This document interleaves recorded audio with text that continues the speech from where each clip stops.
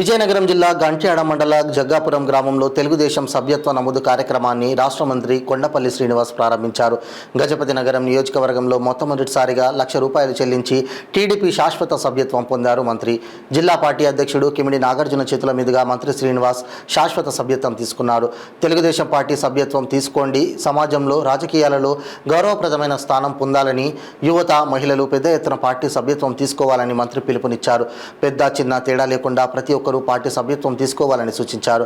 ఈ సభ్యత్వ నమోదు కార్యక్రమంలో భాగంగా జరిగిన సభలో జిల్లా, మండల పార్టీ అధ్యక్షులు, ముఖ్య నాయకులు, కార్యకర్తలు పాల్గొన్నారు. ఎందుకు మన ఆలోచనది మర్చిపోయిన ఆలోచనలు నేను అధికారులందరూ పూర్తి సహకారంతో మనం చేస్తున్నారు. దయచేసి ఈ గ్రామంలో ఉన్న వైసీపీ వాళ్ళు కూడా మీ కుటుంబాలు మీ పక్కన నీళ్ళు కానీ పార్టీలో జాయిన్ అవ్వడానికి మీరు సహకరించమని మీ అందరూ అడగండి. వాటి కష్టం వచ్చినా, సుఖం వచ్చినా, ఇబ్బంది వచ్చినా, ఉద్యోగం కావాలన్నా, భూమి తాగు ఉన్నా, గ్రామాభివృద్ధి డెవలప్ కావాలన్నా మేము చేస్తామని మాట ఇవ్వండి. ప్రతిదీ కూడా మనం చేయడానికి అవకాశం ఉంది, తప్పులేదు. వాళ్ళు ఏం అతుక్కుపోయి వైసీపీకి లేరు.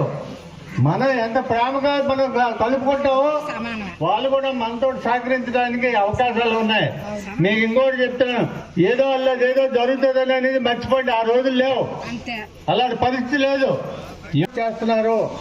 ఉద్యోగస్తులకి ఉద్యోగాలు కల్పిస్తున్నారు, పిల్లలందరికీ అనేక కార్యక్రమాలు చేస్తున్నారు. కాబట్టి అని ఒక నచ్చ చెప్పే ధోరణితో మేము మెంబర్షిప్ చేయాలా. ఈ గ్రామంలో ఇటువంటి పని తలపట్టిన మొదటగా వచ్చేది ఈశాన్యంలో ఉన్న జగ్గాపురంకే. నాకు బాగా గుర్తు, ఎలక్షన్ జరిగిన రోజు ఆయనతో పాటు జీప్ ఎక్కితే పోలింగ్ బూతులు చూడాలి, ఎక్కడికి వెళ్దాం నాన్న అని డ్రైవర్ అడిగితే మొదటగా ఆయన నోట్లో వచ్చింది జగ్గాపురం పదరా, మనం అక్కడికే వెళ్ళాలి ముందన్నారు. అంటే జగ్గాపురం అంటే తాతయ్యకి అంత ఇష్టం. అలాంటి ఈ గ్రామంలో మేము కూడా ఆయన తీసుకొచ్చిన సంస్కృతి ఏదైతే ఉందో, గంట్యాడ మండలంలో ఏది తలపట్టాలన్నా ముందు జగ్గాపురమే చేయాలి. అయితే నిన్న పొరపాటు నరం వెళ్తే అది కూడా డైవర్ట్ అయిపోయింది. తాతయ్య గారు ఒప్పుకోవట్లే, జగ్గాపురం వెళ్ళరాను. జిల్లా పార్టీ అధ్యక్షుడు అయినప్పటి నుంచి నాతో అందరూ వచ్చి ఒకటే మాట అనమాట, ప్రతి నియోజకవర్గంలో ఉన్నవాళ్ళు, సార్ అప్పుడు కొండపల్లి పైడితల్లి నాయుడు గారు ఉన్నప్పుడు 12కి 12 కొట్టాం, మీ హయాంలో మళ్ళీ 7కి 7 అంటే ఈ పార్లమెంట్ నియోజకవర్గంలో అన్ని కొట్టాలని చెప్పి అనేవారు. నేను ఇదేంటిది, ప్రతి ఒక్కరూ ప్రతిసారి ఇదే మాట చెప్తా ఉన్నారని చెప్పి నేను ప్రెజర్ ఫీల్ అయ్యేవాడిని.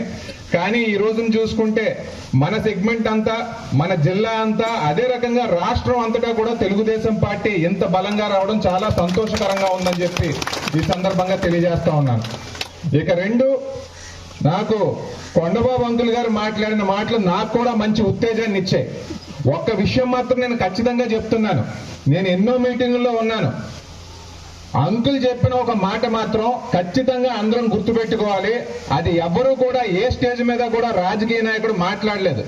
ధైర్యం ఉంటేనే ఆ రకం. తర్వాత ఇంచుమించు ఏ కార్యక్రమం జరుగుతా ఉన్నా గజపతి నగరానికి మరి మంత్రివర్యులు గారు ఆహ్వానం పలకడం, ఆ రకంగా నేను ప్రతి కార్యక్రమానికి ఇక్కడికి రావడం సంతోషంగా ఉందని చెప్పి మొట్టమొదటిగా తెలియజేస్తా ఉన్నాను. ఈ మీటింగ్ లో మరి మాట్లాడే ముందు ఒక విషయం అయితే ఒకరినైతే స్మరించుకోవాల్సిన అవసరం ఎంతైనా ఉంది, అది కొండపల్లి పైడితల్లి నాయుడు గారిని. మేము చిన్నప్పుడంతా కూడా మేము శ్రీకాకుళంలో రాజకీయాలు చేస్తూ ఉండేవాళ్ళం. శ్రీకాకుళంలో అమ్మగారు జిల్లా పరిషత్ చైర్పర్సన్ గా ఉన్నప్పుడు ఇంచుమించు మా ఇంట్లోంచే రాజకీయాలన్నీ నడిచేవి.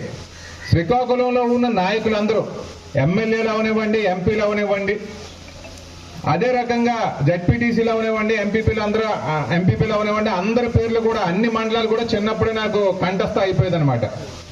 అయితే విజయనగరం జిల్లాకు వచ్చేసరికి పక్క జిల్లా కాబట్టి నాయకులు అందరి పేర్లు తెలియకపోవచ్చు. కానీ నాకు నా చిన్న వయసులోనే తెలిసిన పేర్లు అంటే 2 ఉండేవండి. ఒకటి అశోక్ గజపతిరాజు గారు అయితే, రెండోది కొండపల్లి పైడితల్లి నాయుడు గారు అని చెప్పి సందర్భంగా తెలియజేస్తా ఉన్నాను. ఆయన